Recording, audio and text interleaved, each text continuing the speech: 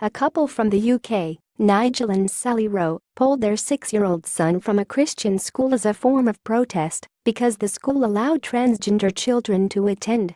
The school is part of the Church of England educational system and is overseen by the Diocese of Portsmouth. School officials support gender nonconforming and transgender students by respecting the rights of parents and children in regards to gender identity. REFINERY29 says the father of the boy pulled from the school and will be homeschooled along with his elder brother. Previously, they took the older boy from the same school because of a different transgender child in his class. The incident that prompted the Rowes to take their younger boy out of the school was when he came home one day and asked questions about a boy in his class that sometimes dresses as a boy and other time dresses as a girl.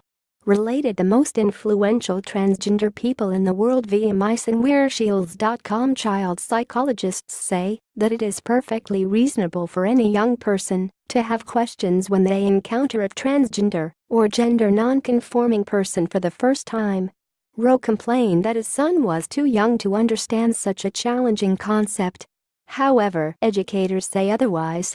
Children have an enormous capacity to understand new things if given a chance to talk about them in a healthy way.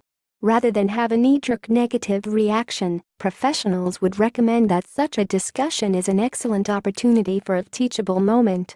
A talk with a child about the value of diversity was warranted and not promoting the false stereotype that there is something inherently bad about trans people by removing the child from an inclusive environment.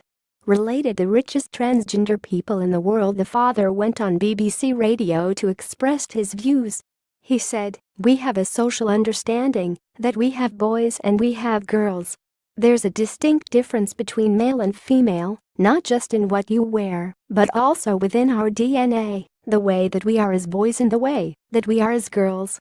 We feel that there's a political agenda that's driving and pushing this." Via Gannett, despite the Rowe's opinion, gender non-conforming children are protected by law in the UK under the Equalities Act 2010. Besides the legal requirements, the school's official policy is to have an inclusive environment where students are taught to accept diversity.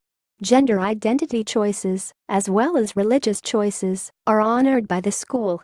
The director of education for the diocese, Jeff Williams, said, "Because our schools have a Christian ethos, we also believe that children of all faiths and those with none should all feel equally welcomed, valued, and nurtured as children of God within our learning communities.